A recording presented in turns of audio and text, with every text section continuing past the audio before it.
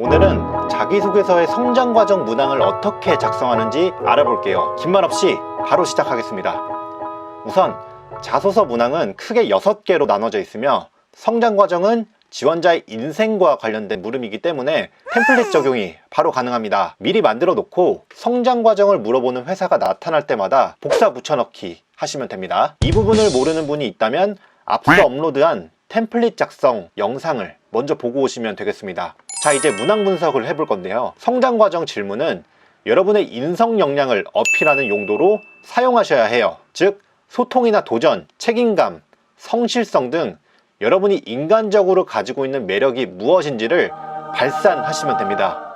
그리고 대부분의 답변은 기승전결 구조를 가지고 있어요. 현황에서부터 결과까지의 바디 부분은 템플릿으로 만드세요. 그리고 인트로와 맺은말 부분은 지원하는 회사에 맞춰서 변형하시면 자소서 작성하시는데 시간 절약을 크게 할 수 있습니다.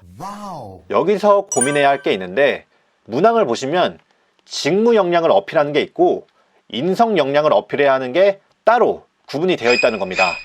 영업, 마케팅, 기획, 생산관리, 하드웨어, 소프트웨어 개발 등 직무 역량은 지원 동기나 KSA 그리고 입사 후 포부 문항에 써주세요.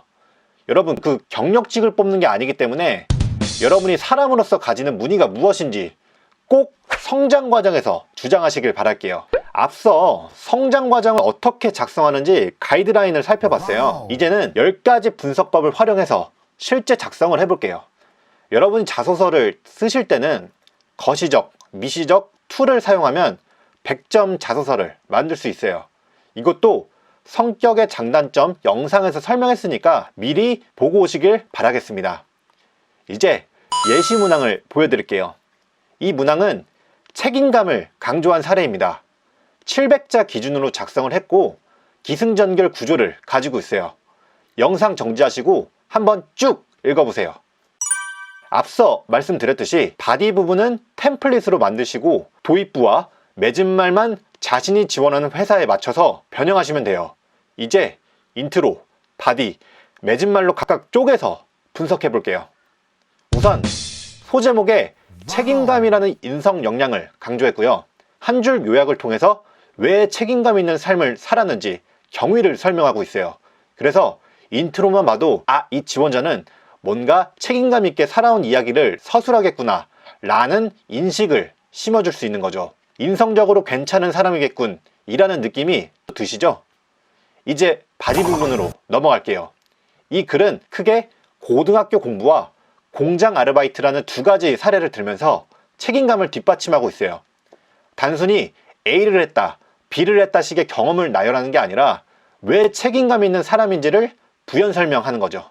그리고 글의 진실성을 드러내고자 2달, 3교대, 2인 등 구체적인 수치를 활용하면서 글의 생동감을 불어넣었어요. 자소설이 아닌 자소서라는 느낌을 주는 거죠. 또 책임감만 주구장창 언급하면 글이 지루해지니까 솔선수범, 성실성, 진심 등 동의어를 활용해서 글의 흥미로움까지 챙겼다고 할 수 있습니다. 마지막 맺은말 부분이에요. 이 지원자는 책임감 일화로 자신이 지원한 생산 직무와 연관된 공장 이야기를 쓰셨어요. 그래서 느낀 점을 직무와 연결하셨는데 물론 좋습니다.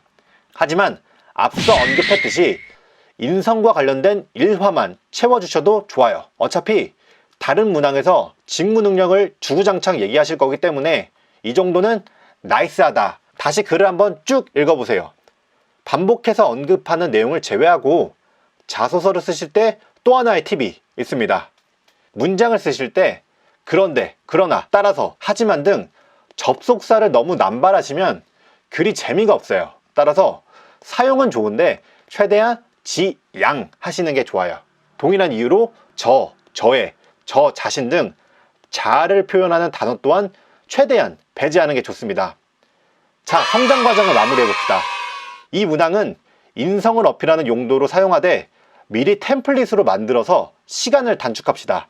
그리고 성장 과정을 포함해서 모든 자소서 작성은 분석 툴을 활용해서 깔끔하게 작성할 수 있으며 접속사나 자신을 표현하는 단어는 최대한 배제해서 작성을 해봅시다.